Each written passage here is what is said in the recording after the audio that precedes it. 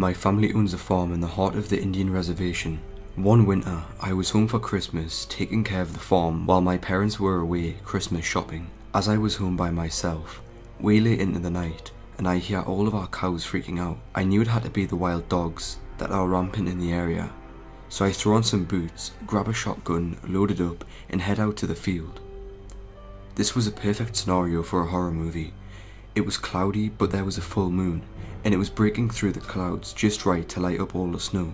I ran out into the middle of the field, and just in time I see two dogs. They were standing up facing each other and fighting. I think, perfect, 2 for 1. So I pumped a shell into the chamber of Mr. 12 gauge, and then it happened. The two dogs heard the rack. They both stopped, looked over at me, and ran away, on their back legs. Immediately I froze, and every ghost story about skinwalkers and all the other native legends I grew up with flew through my mind. Keep in mind, I am a white guy, and up until then, these were all just boogeyman stories the native kids like to tell to scare us. That night, they became real to me. My camping trip. Me and 2 of my best friends went camping once in western Arizona. I won't mention the campground just because I am not really sure if I should. But it was a large camping area, and we were able to hike in it for days. I was 19, and my 2 best friends, Scott and Tom, were 19 as well. None of us were the most experienced campers ever, but we had a general idea of what we were doing. For the first couple of days, everything was fine. We kept close to the creek that ran through the area.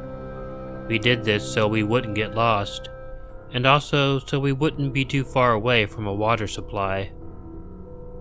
We each had our own tents, and they were very small, so we were always able to set up our camp almost anywhere.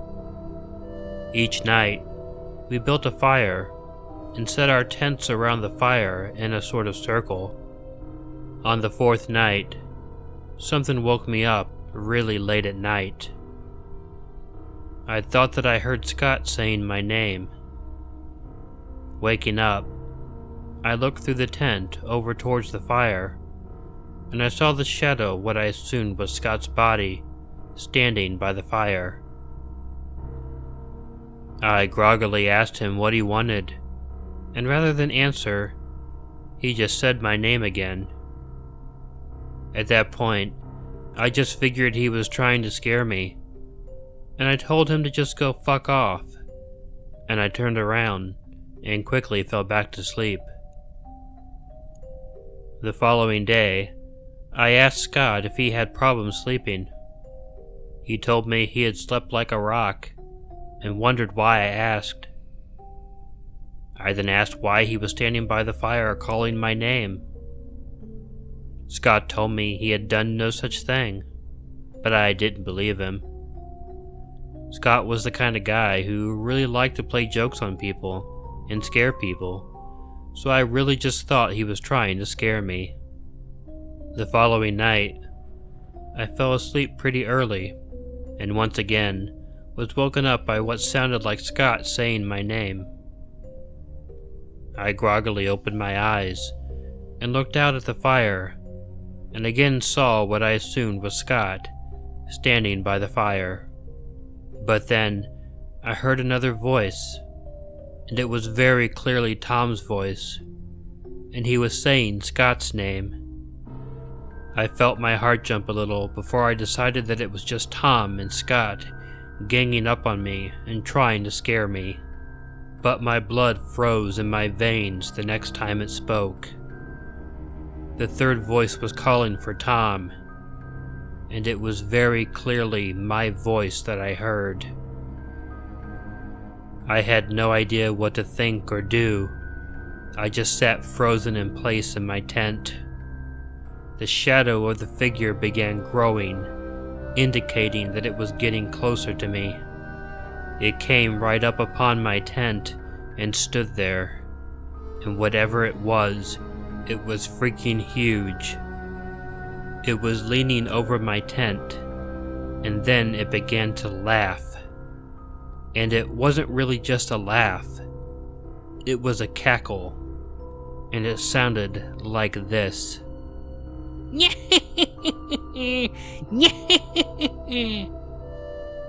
It was the evilest sound I had ever heard in my life, and it cackled over and over outside of my tent. It then moved away from me, obviously going over the Tom's tent, while still cackling. It then moved to Scott's tent, continuing this horrible laugh, and then, and I swear to God this is true, I watched the figure begin to slowly crouch over onto all fours, and then it ran away from the campsite quicker than I could ever imagine. Almost instantly, Scott and Tom rushed out of their tents, and I did too. We didn't really know what to do. I'm not too proud to say that we all jumped into the biggest of the 3 tents and huddled together until the sun came up. We didn't sleep at all, and the moment that we could see where we were going, we closed our campsite and set out of the area. We walked fast the entire day, scared to death of every sound we heard, every rustle of the leaves. We didn't stop for breaks, and we had our fear as our motivation for getting as far away as we possibly could. We couldn't make it all the way back in one day, and we had to set up camp. We once again slept in one tent, but thankfully, there was nothing that happened that night. We were able to sleep a little, but the moment it was light again, we left and got out of the campground that day. We reported what happened to the people in charge of the campsite, and they seemed concerned, but they didn't give us any information as to what it could have been. They, in fact, said it was probably a bird or something. Yeah, like I was stupid enough to believe that. If I was stupid enough to believe that, I would have been stupid enough to stay at the damn campsite.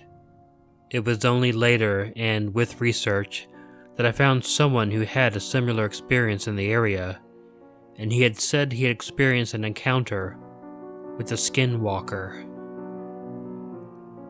It was the first time I had ever heard of it, but I was completely sure that it was exactly what I had come across. I will never get that terrifying cackle out of my head.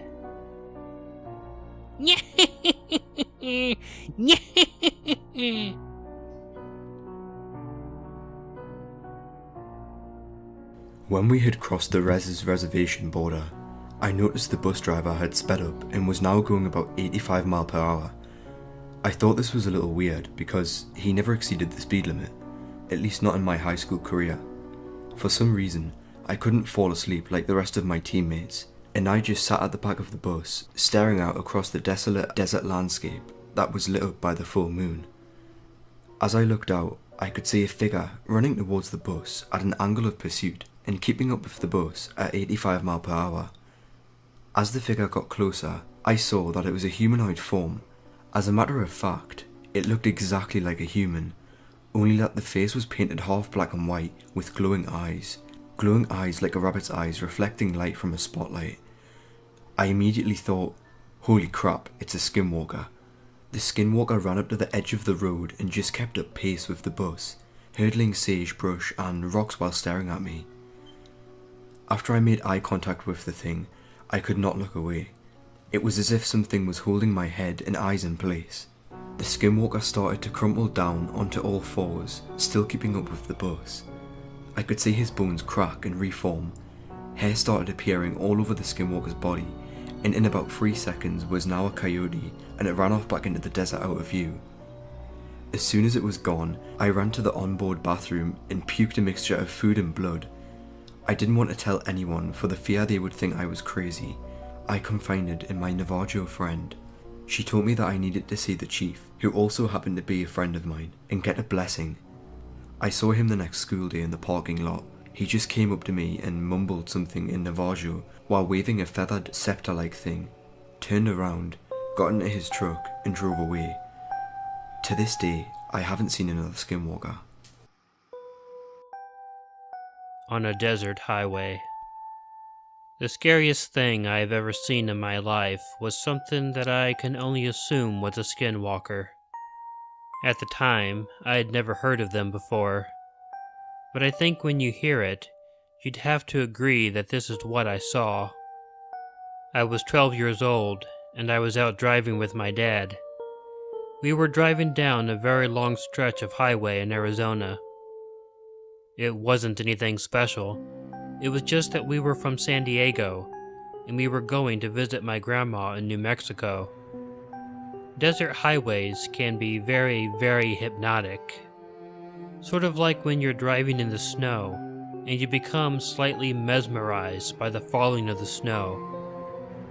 Well, desert highways, especially when there are not any other cars on the road, can really mess with your mind. I guarantee you, that is not what happened this night. It was pretty late at night. My dad was one of those drivers who felt that making the best time was the most important thing of all. He could drive all night. I dozed off at some point, but I was woken up by an abrupt jolt by the car. My dad had slowed the car down considerably, but he had not fully stopped. When I looked in front of us, I saw why. We saw ahead of us what looked like the dead body of a bighorn sheep laying in the middle of the road. And that was freaky enough, but what was worse was what was on top of the body, tearing flesh off it with its mouth. It was what looked like a very large wolf or something. My dad stopped the car, still a bit away, obviously scared of whatever it was that we saw. He began flashing his high beams at the animal, I guess in an attempt to scare it away. The flashing annoyed the animal, and when it turned to look at us, we saw that it wasn't an animal at all. It was a very large human being who was clad in wolf skins. He stared right at us, flesh and blood dripping from his mouth. Then, he got up from the bighorn sheep carcass and stood up. He was hunched over, but he was still damn tall. And he began moving quickly towards us. Fortunately, my dad wasn't the type to fuck around, and he kept a gun under the driver's side seat in the car, and he grabbed it and blew a warning shot out of the window of the car. The strange man stopped immediately, and then crouched down again, as it had been doing over the sheep. Then, on all fours, it ran off at lightning speed into the desert. My dad slipped the gun onto the floor of the car and hit the gas, speeding past the sheep carcass at a dangerously illegal speed. I wanted my dad to call the police, but he told me it would be better for both of us if we just kept this incident to ourselves. He was worried people would think we were crazy. I was a kid. It didn't seem crazy to me at all. It was scary as hell, and real, and I wanted to share it, and I told a lot of people. It wasn't until very recently, though, that I had ever heard of a skinwalker. But I have no doubt that is what we saw that night. So this was the very early 80s, and my sister who lived in Toronto came down to visit our parents for a weekend. She was staying at a friend's house who loaned her a car so she could come out. After her visit, she left a little after 9 PM. She got maybe 7 to 8 miles away when the car broke down. Thankfully, she broke down in front of a friend of the family's house. They let her in to call Dad, and Dad came to get her. The family said she could leave the car in their driveway for the night, and my sister decided to stay at my parents' for the night. It was now a little after 10 PM and pitch black, late November, while my sister and Dad are driving back to the house and they pass through a heavily wooded area. Out of nowhere, they hear this incredibly fucking loud, inhumane scream that was heard over the engine, them talking, and the radio. Dad slammed on the brakes and they both started freaking out, when suddenly a 6-foot tall coyote, walking on 2 legs with a black-white striped tail, appeared on the side of the road and proceeded to walk in front of the car. As soon as it passed, that same scream played again, only this time 10 times louder. Dad slammed on the accelerator and they got the fuck out of there. It was never seen again. Desert trailer. Many years ago, I moved into a small trailer on the Arizona side of Navajo Nation. The trailer was on a desert-like plateau, down a long country road. It had belonged to an older man who had unfortunately passed away shortly beforehand. I was able to move into it without really having to pay very much. This trailer was set close to one other, bigger trailer, but there were no other homes within miles of this place. I was in my 40s when I moved in there, and a young man lived in the other trailer. I think he was in his 20s. His name was Joseph, and he was a very kind and respectful man. He used to help me with my groceries, and he would give me rides whenever I needed them. The summers were hot, and of course we didn't have anything like air conditioning in those trailers. Many times, it was very difficult to sleep at night. The only things that made it easier were that it was cooler at night, and the air was generally very dry. Joseph always made sure that I had plenty of water. He would also make tea for me and bring it over to my trailer. I had no doubt that he was a very decent man. One night during that summer, living in that trailer, I was having trouble sleeping one night. I was laying in bed, with the window by my bed open. It was one of those windows that opened outwards, with the lever that spinned around, and it took a while to open or close it. Its screen had been broken out long before I had moved in. As I was laying in bed, I heard someone say my name. Mary. I sat up in my bed immediately. I at first thought that I may have just been hearing things. It was hot and late at night. I may have dozed off and didn't know it.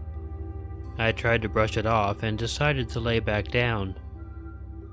No sooner than after I closed my eyes did I once again hear someone say my name. Mary. I sat up again and looked out the window, as that was from where the voice had come from. When I looked out the small window, I saw what seemed to be a large, hunched-over figure standing off in the desert. I did not think this could have been the person who had been whispering my name, though. The person I saw was very far away and could not have run off that quickly after saying my name. Very scared and willing to deal with the heat, I quickly began to close the window, leaving it only slightly cracked. While I was looking away, I then glanced back up, and the figure was gone. I quickly ran to the door, making sure it was locked, and I braved the heat and went back to bed.